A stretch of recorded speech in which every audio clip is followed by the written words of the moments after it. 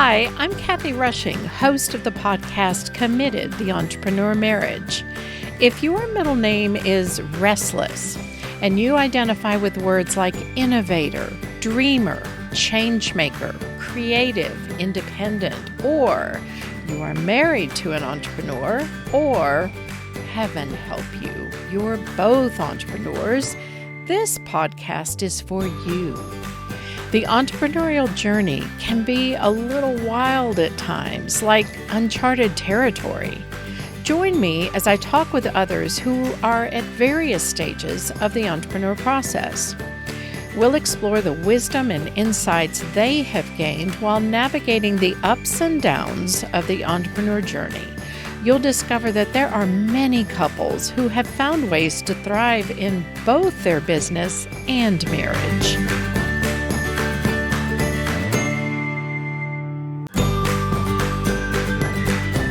This episode is a continuation of my interview with Kristin and Danny Adams.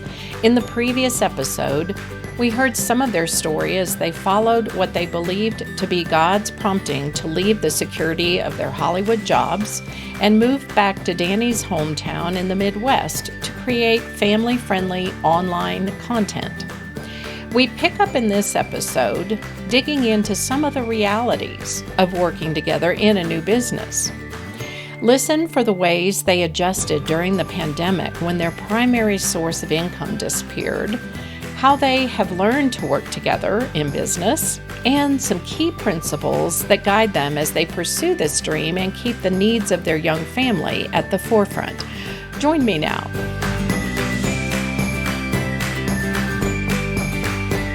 I want to welcome back Kristin and Danny. We got so involved last week. I think one of the things about having work that incorporates marriage, you have a lot to say. And so we didn't get some of the other topics.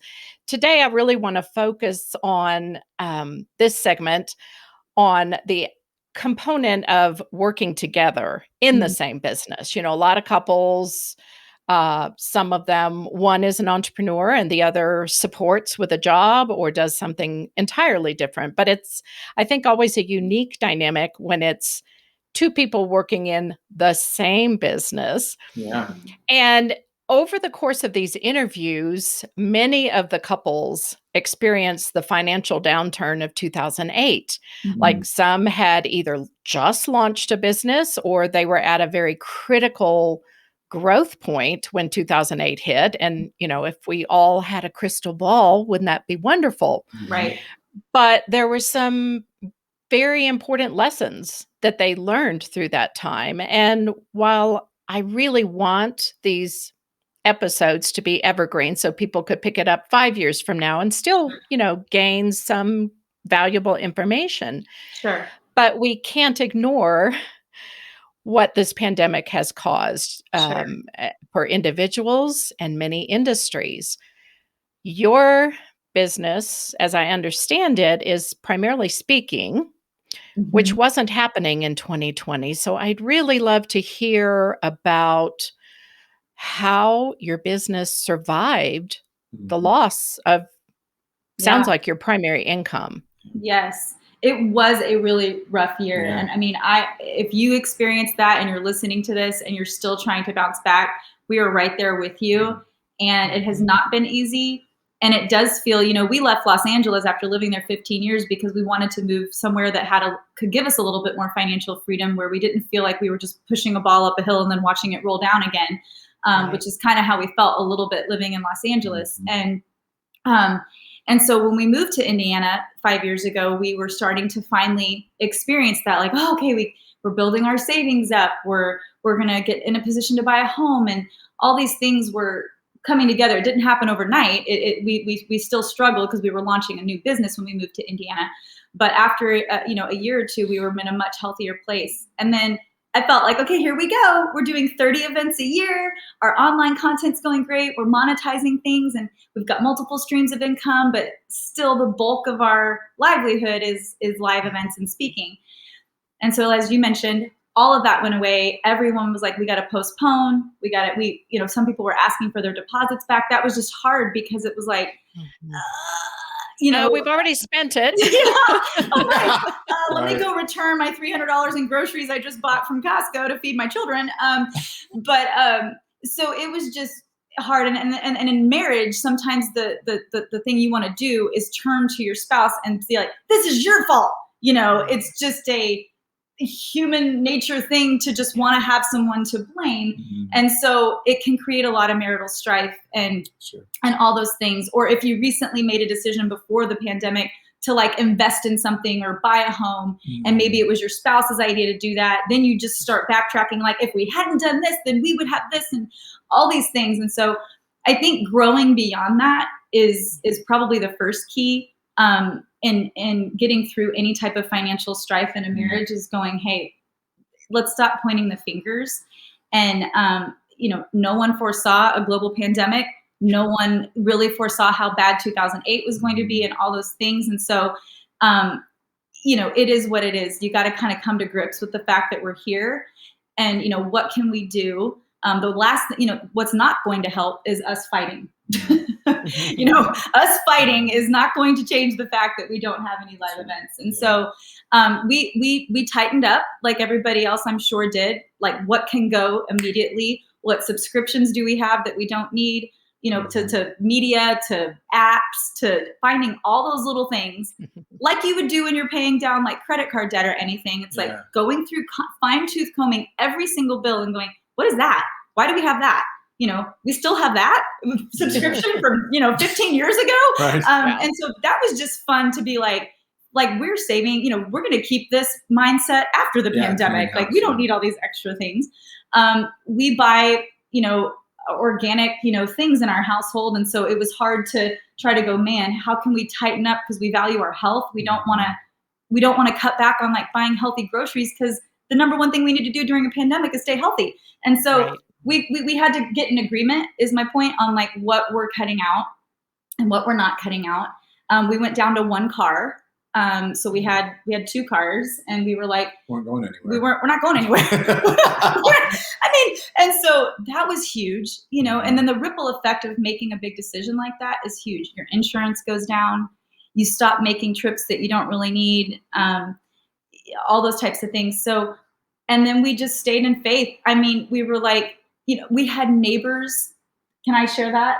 Our neighbor that offered to, can I? Sure. I mean, that's vulnerable, but we have a very close block. We all got very tight during the pandemic, and just getting to know each other and like being there for each other and all of that. And one of our neighbors knew what we did for a living, and right before Christmas just reached out and said, we want to pay your mortgage this month, and tell us what it is. We don't want this to be weird, awkward after you see us. You know what I mean? Like, you don't ever owe us anything. This is just, we want to pay your mortgage. Yeah.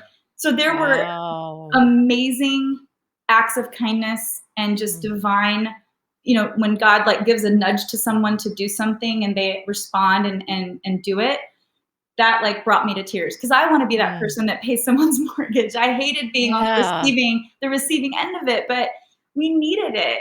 And so anyways, those are just some of the ways that we practically weathered the storm, and some awesome ways that God just showed up that we couldn't have anticipated. And we're still trying to be wise, moving forward as things slowly come back on our calendar, building, savings back up and doing all of that. So, yeah. So you weren't able to replace income some other way? Not really. I mean, go ahead and we had, what we were doing. We had the book. Yeah. The book was something that kind of came at the right time. One, from just a time standpoint, we had more time to devote to that, and then the financial part of that was a blessing as well. So that we were really thankful for that. It didn't meet all the needs, but that is, man, you hold on to, man, if God will take care of the birds of the air, He's going to take care of His kids, and we had to get creative as a lot of people did, in terms of what's going to happen. And then you have the unexpected blessing that comes through, like our neighbor who just said, man, this is just, we want to sow into you guys, and this is, do not ask any questions. And you just humbly receive, and you're just blessed. And so those moments of staying in faith and watching God show up at a time that could have some anxiousness attached to it is really a cool thing. And I think just being honest with people, because pride kind of makes us not want to admit if we're struggling, and it may seem like everyone else is doing good. But another unexpected thing that happened during 2020, it was October. I used to work in television, as we talked in the first interview, and a network that I used to work for was having a reunion and wanted all the old television hosts of that network to come into LA. And obviously it was during COVID. It was crazy. Like everyone was like suited up on set. And like, I felt like we were like in the movie Contagion or something. I'm like, what are we even doing? But we all came together because they were relaunching the network with new hosts. And so it was like the old host handing the mantle off to the new host. And they were like, hey, everyone's donating their time. All the other hosts are coming in and donating their time. So we're not really paying people.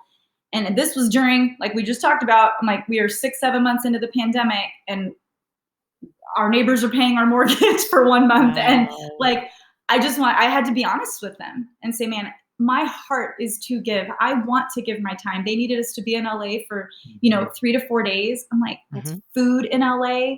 That's renting a car.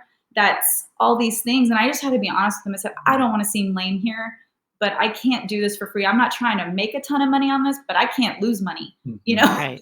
Right. And so it worked out, it worked out, but I just had to swallow my pride and say, look, I know maybe these other hosts are making more money than me right now and can do that, but I can't. And so, this is my situation, my reality. Yeah. And like you said, that is hard to admit.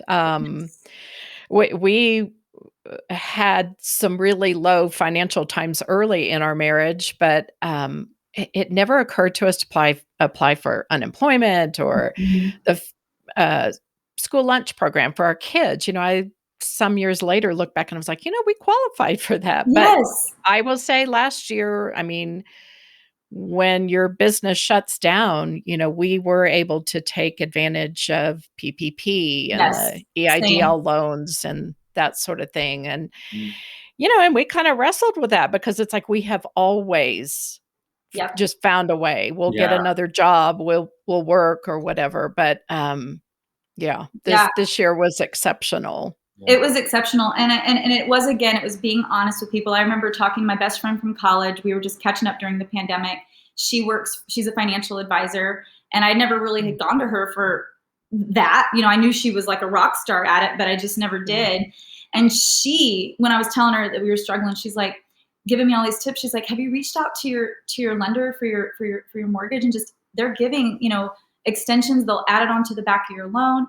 Oh my goodness, Kathy, I am so grateful for that advice. Yeah. I, the next day, called them, and it was the easiest process. They were like, they just asked us a few questions, and they said, and I was like, are there any loopholes? Like, is this going to come back to bite us in any way? And they were like, well, if you have if you have a 15-year fixed loan or a 30-year fixed loan, you're going to now have 30 years plus 2 months. Okay. Or whatever you're asking for to be deferred. But that was like, I don't want to lose our home, Right. And so, and then when we were able, when you're able to start paying it back, you call them and say, we can do this now. And so there were just, and the PPP and all that. And we had to get creative too, because we were with a big bank who they were just, it was hard to get the loan. Yeah. So we had the advice. Number. You're a number. So we had the advice of opening an account with a small local bank here in Indianapolis. And that's what we did. We reached out, did it, and we got the loan like that through them. So yeah, there's some things that I think will that changed during the pandemic that may never go back. I mean, I don't know what it's like in your area, but like all the restaurants here in Colorado, in our area anyway, everybody's some have not reopened because they can't get staff to help to work. And I don't know, maybe some of those smaller restaurants or fast food will, I don't know, the bigger ones. Like I pulled through McDonald's for a drink the other day, and they're paying $15 an hour plus like a 2-hour bonus or something, $2 an hour. Desperate to find the help. You have unemployment at an all-time high, but you also have more jobs available now than we've ever had. So we've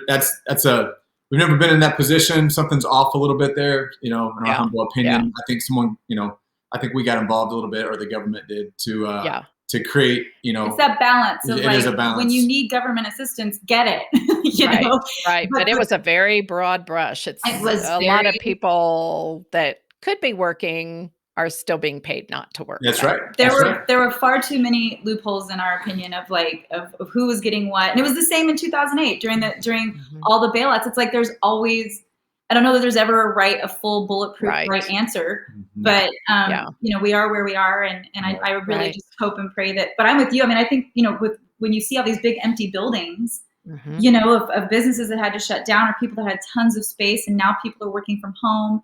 Will they ever need to go back to that space? People are like, hey, we like this now. We like, we kind of have the ball in our court to tell corporations what we will and won't do to some degree. And so who knows what's going to happen? Yeah. Is your business beginning to come back? Are you getting some speaking engagements? Yeah, we are. Thankfully, those ones that we had, like roughly 10 to 15 events that had already paid a deposit and are coming back and saying, hey, we want to get this back on the books. Yeah. Super grateful for that. Our book was out on July 20th. So that's a blessing, to have that resource. Yeah. Not only to see it go out and like hopefully impact people, but as another, source of revenue for us. And then hopefully in the next, it's like building those ways up, like that you do have income, whether it's through a social media situation or live events, or now we have a resource, all these things. Hopefully it'll help pad things for, if another downturn comes at some point. But we are getting back out on the live events thing. And people are excited. The events that have come back, there's definitely a lot of people that are just excited to be together, to see a smile on each other's faces. It's healing, and there's so much study that backs that. We know that isolation is like the worst thing that can happen to a lot of people, to most of us, and I think that coming together and obviously having the opportunity to do events like we do, which is trying to incite laughter and connecting people, it's been a blessing. Yeah, we had our month of May. Our month of May was kind of when everything started coming back. We had a really busy month of May for some reason, and like 5 or 6 different events. Yeah. And so we went from like nothing for a year to like, oh my goodness, we have 6 events in May, And so we felt a little like we're kicking some rust off, know. But also, like Danny said, the first time we went out, the energy was like palpable from the crowds, because it was their first time to be sitting next to people too, and in a crowded place, or in seeing people without masks on and all these things. And so it was really refreshing. Like May really rejuvenated us, and then kicking into the summer. It's been a couple events in June, couple events in July, and it's just slowly getting back to normal. So grateful. Yeah. Going back to both of you working in the same business, what is a high and what is a low that you each would identify as being in the same business together? Yeah.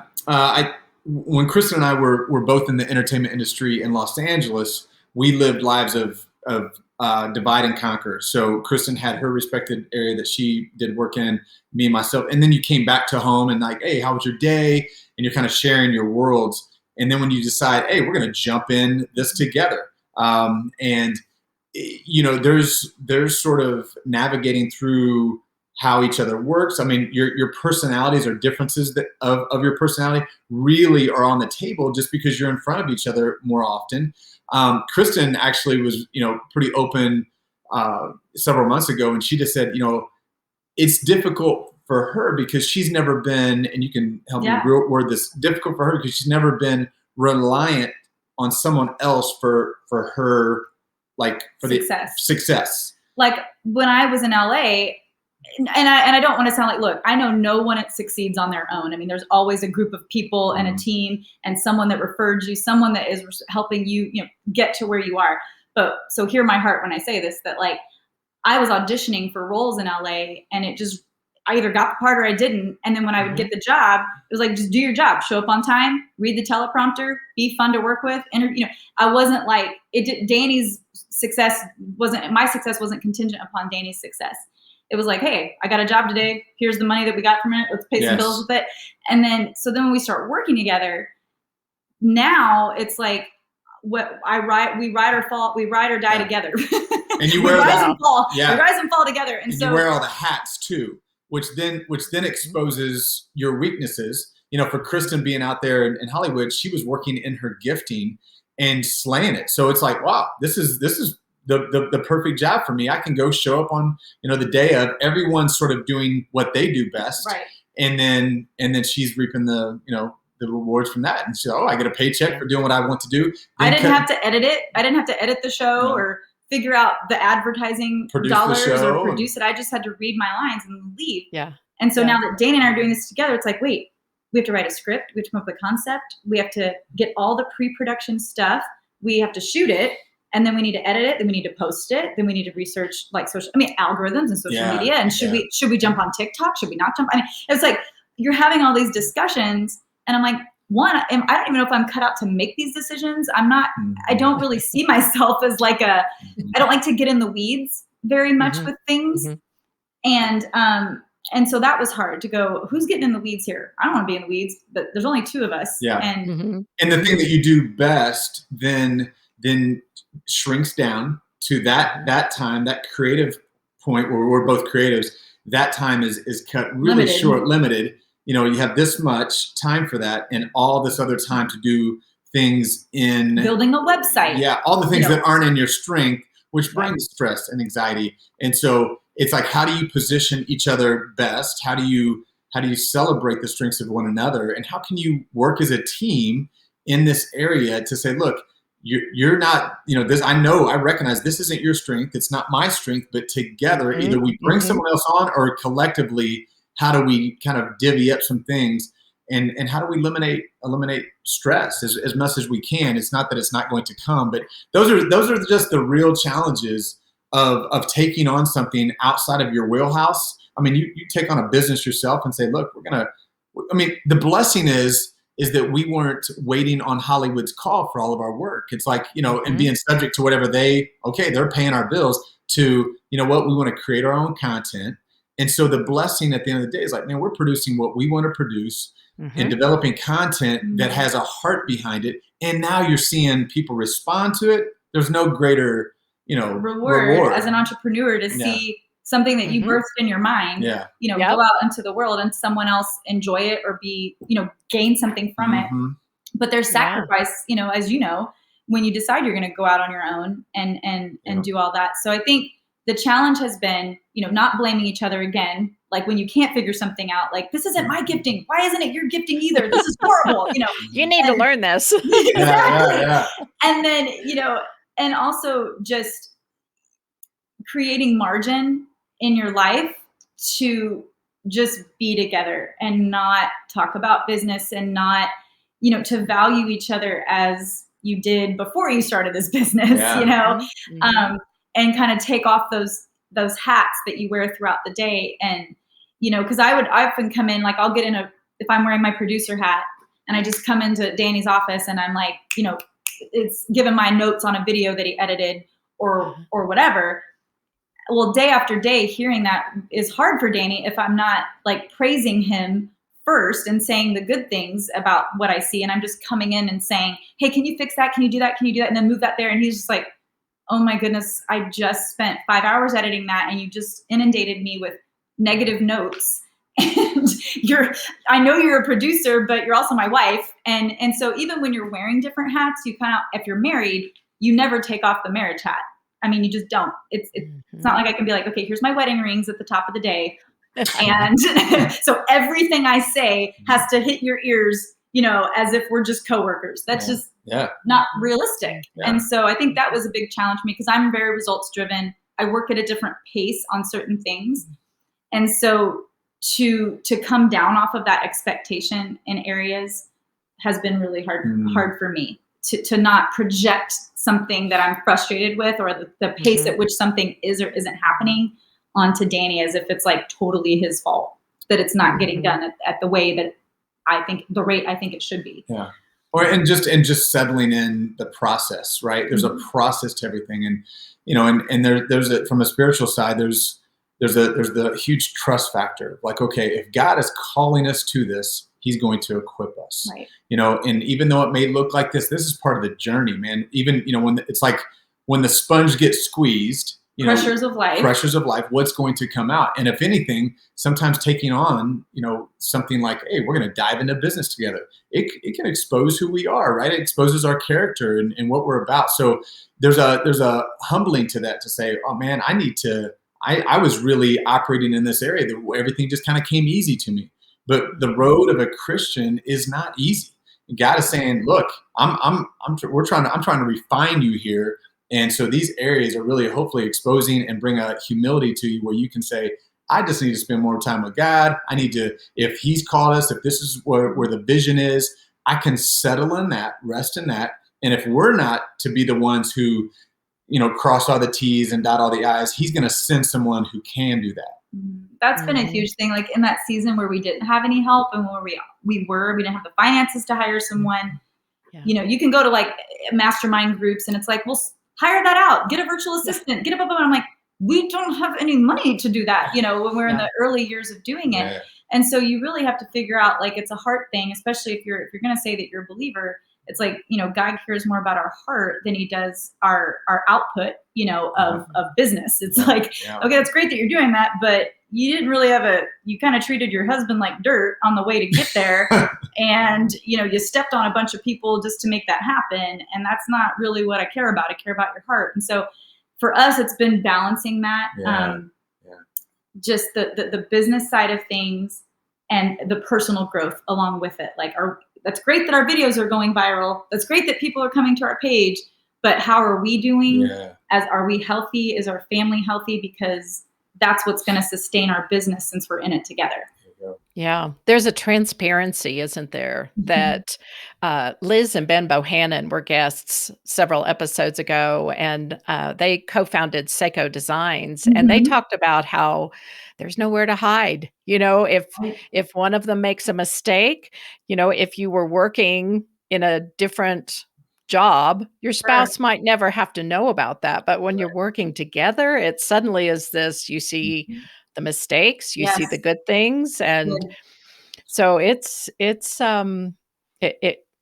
I think it requires even more work, thus this podcast, to be mindful of, like you said, it's the marriage first. And then the business. Yeah. Well, think about. That's a great point. I love Ben and Liz, by the way. I have such respect for what they've launched and what they've created. And, that just speaks to me because it's like, Danny's going to see the worst of me for sure. Like, and like you mentioned, not just, yes, in a marriage you do, but when you add the business to it, you're also seeing all the ways that I fail in that arena. Not just the dinner that I burnt, not just, that I didn't do this right, or that I leave my clothes everywhere, or that, whatever that it is that you're seeing from your spouse. It's like, oh man, now, I dropped the ball there too. And it can be it's like that naked and ashamed feeling of like, oh, I'm totally exposed here. And, but on the flip side, that how much more grace do you have to have for your spouse when you're working together? Like so much. Right. Yes. That's okay. No, it's so good. And I think that there's if you're stepping into purpose with your spouse, especially when it's kingdom related, when you want whatever you're putting your hands to glorify the Lord in, the pushback and opposition that the enemy is going to throw at you is greater. You're trying to produce something. It's like a Christian who holds on to their faith and never shares anything with anyone about their walk as a Christian. That's not a threat to the other team. That's not a threat to the enemy saying, oh, okay, you're going to stay silent in your faith. But the minute you say, you know what, no, I'm going to shout this out. And especially as a spouse, whatever we're putting our hands to, whether it's in traditional ministry or not, people are watching. People, and if there's some power behind that, they're going to know what's your foundation. And for us, we don't hesitate hesitate to say, excuse me. We actually did hesitate. We did hesitate right there. Thank you. No, it's Christ that keeps us together. It's Christ who, we could do nothing without him. People often ask us how we keep the joy alive. How do you laugh together? It's like, man, if it were in our own strength, we may not even be together right now. Yeah, it is only Christ. Higher calling. So the pushback is just going to that, and when we learn that there's an adversary, there's spiritual pushback, it made more sense as opposed to why aren't things just working out? Yeah. You get frustrated at each other, and what happens is you start fighting each other instead of fighting for each other.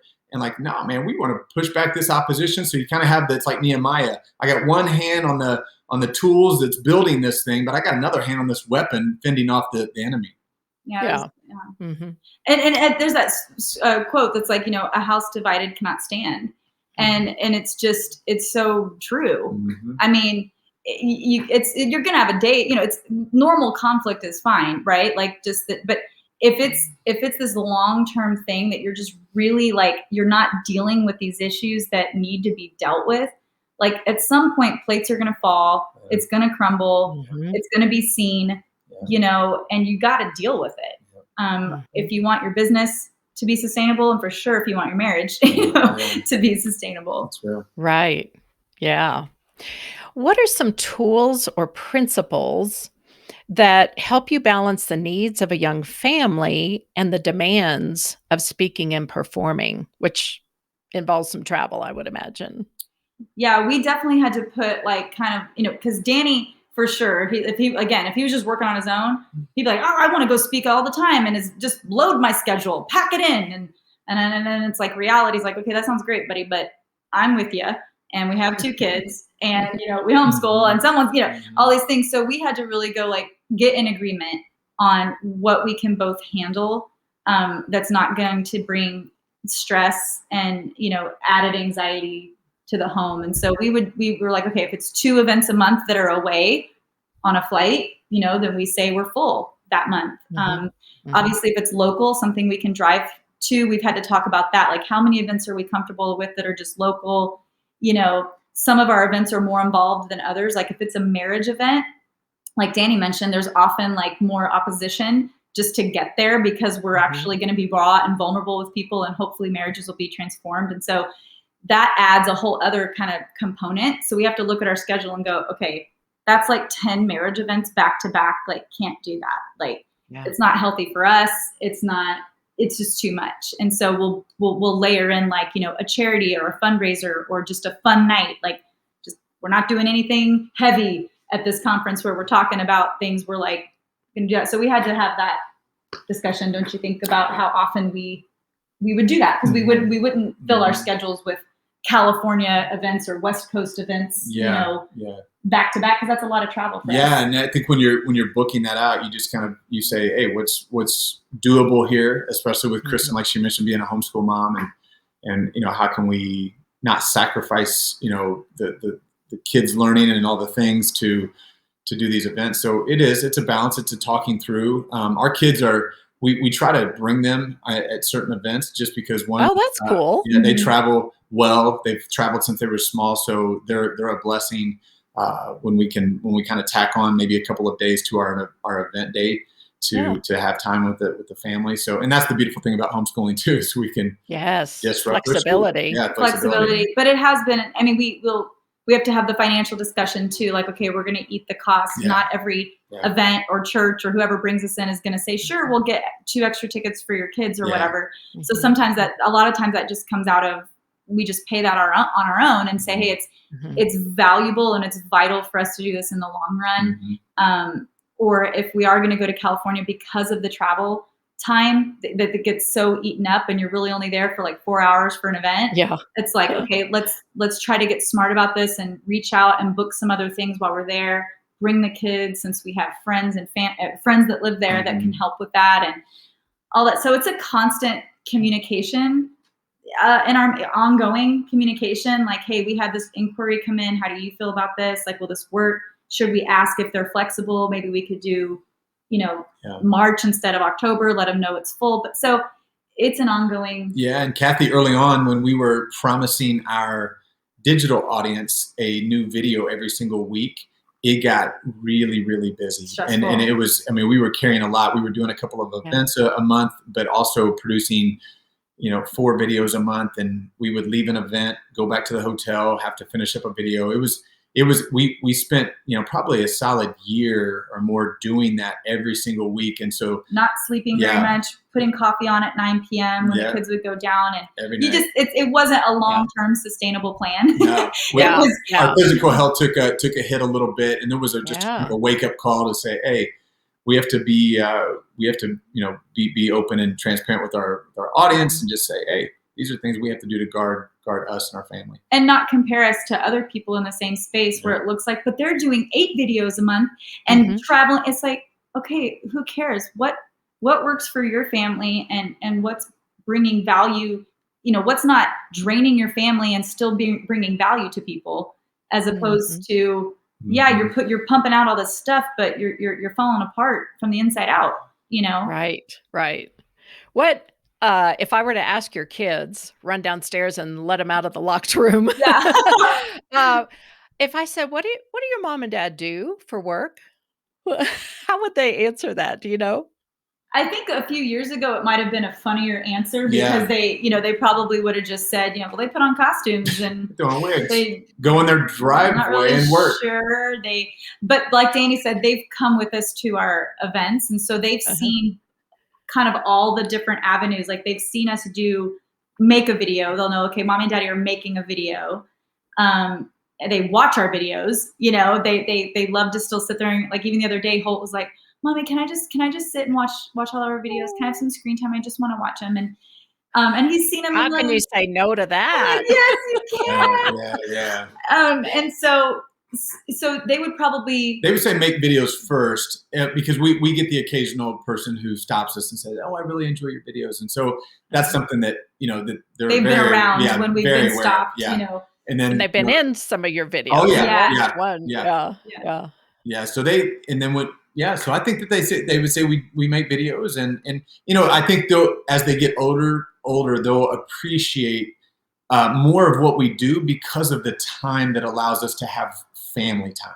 So we do work hard, but man, we have somewhat of a flexible schedule to be able to really engage with them on the daily. And so that's a blessing. We never take that for granted. I'm able to coach my kids in sports. Kristen's obviously been a homeschool mom for a long time. So and we can adjust. Like today, we've had a lot of podcast interviews. And so they're going to stay up later tonight because we're going to get, it's like, we're going to have dinner and then we'll probably play some games and get that time back, because I can do that. They can sleep in a little in the morning. We can start things later. So we don't compare, like when other kids have like certain bedtimes. I'm like, I know, but we're weird. And it just works for us. And I do appreciate the flexibility that we have. It's a blessing to them. But they would say we make videos and we do events. And they're going to be, before long, they're going to be being a part of those events. I mean, that's just something they're both super talented. They love to perform. And so they'll be joining us, and we'll figure out some family variety show, hopefully. Carry on that family. Yeah. Because that's what your family did, right, Danny? Exactly. Yes. What would you say to a couple that is just starting out working together? What would you share with them? Man, first and foremost, do you have vision? Is this a God-birthed idea, vision? If it's not, if it's just a wild hair that you got because you're, I don't know. I would just say this has to be purpose-driven, and guard that purpose, guard that vision, pray together with it, make sure that you're both in agreement.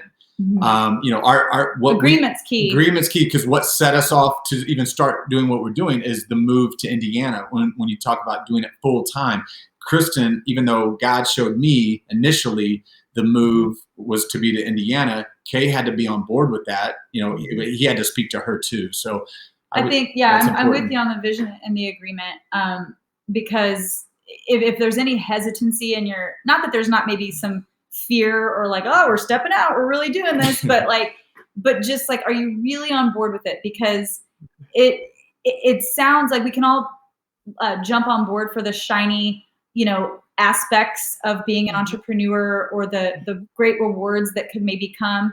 But a lot of times, if not all the times, that's way down the road. You know? Right. It's a long It's vision. a process, and the tough times that are going to come. Sometimes, I mean, in our case, we can speak to this.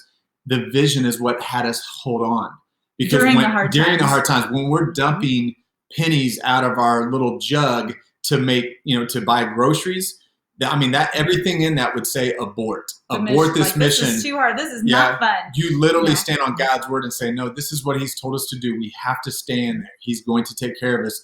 And it finally happened, right? It finally came, but the journey is not overnight, for sure. I would say so. Yeah. Vision, get an agreement. Remember, it's a marathon, not a sprint. You're going to have moments that it just full on stinks.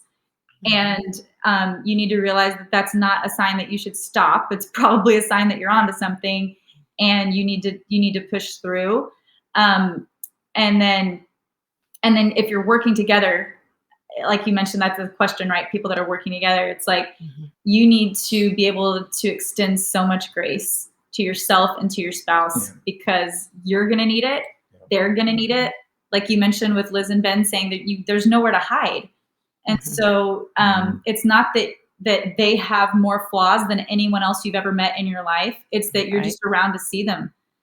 There's more opportunity for you to see them. And you just got to keep on the grace. I also love, I was thinking of Shark Tank, and I love Mark Cuban always has respect for people that, have gone door to door, have gone put in those old school ways of building their business that are not glamorous. That would give me such anxiety if I had to go door to door to sell anything, because that's people don't want that, and so people get irritated when the doorbell rings for the most part, and yet here you are. That's like flashbacks to my selling Girl Scout cookie days, and I would just be shaking in my boots, hey! But now you're not a cute girl with a uniform on. You're a grown person trying to sell your idea. Nobody has any time for that. And so, but he's man, he would always have respect for those people on the show, because he's I know you're in this. That shows me that you're not just trying to make a quick buck. You really believe in your idea. Yeah, that's so good. Before we wrap up, anything else at all that you guys would like to share with listeners from your experience?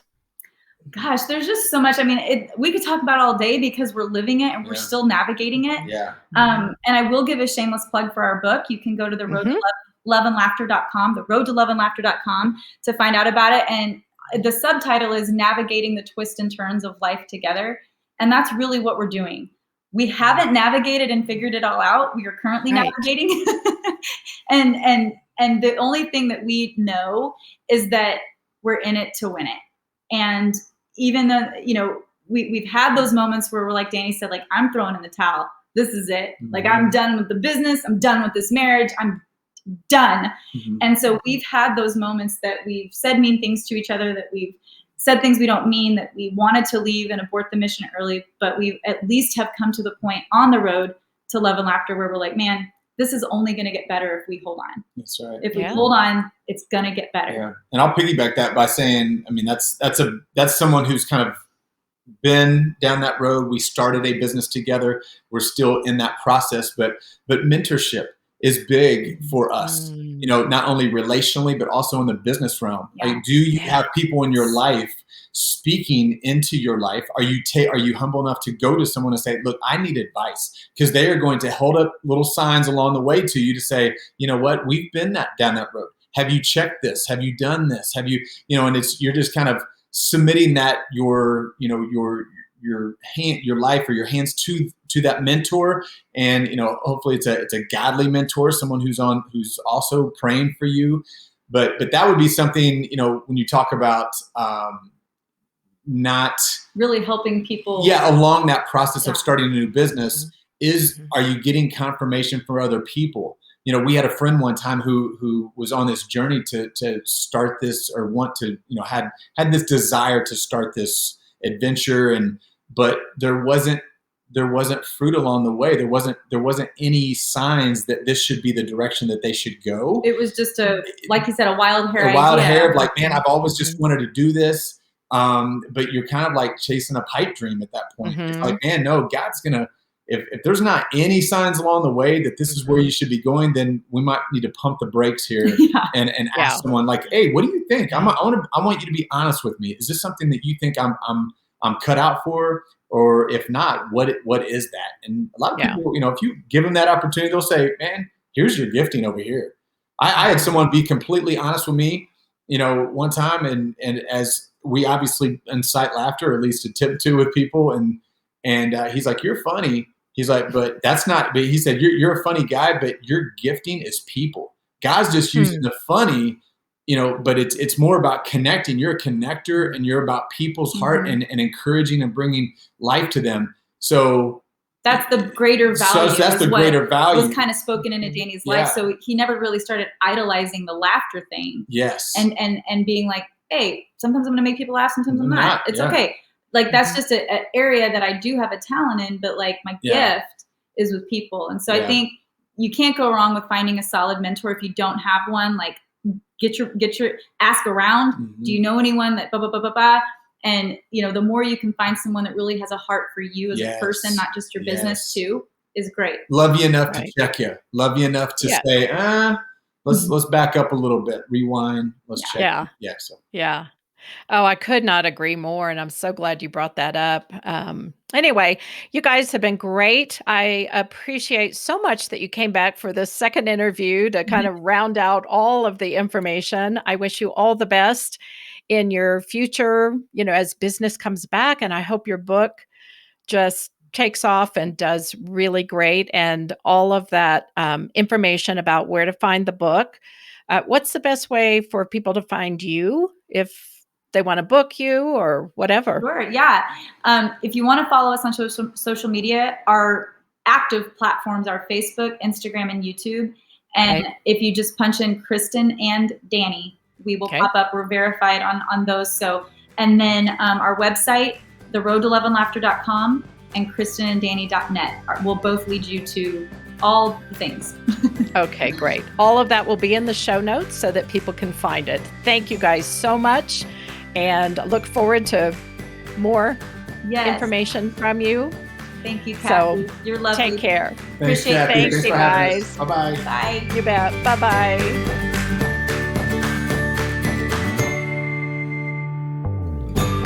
Thanks so much for listening and coming along on this journey with us. If you enjoyed this episode, I'll bet you know someone else that might also find it helpful. Sharing an episode is super easy.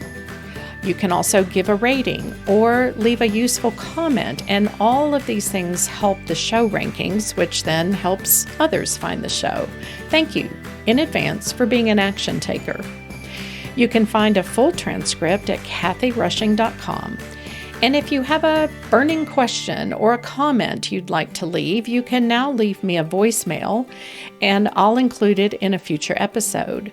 Just click the link in the show notes and voila, your voice will show up in my inbox. You're building a life together. Make it a great one. See you next time.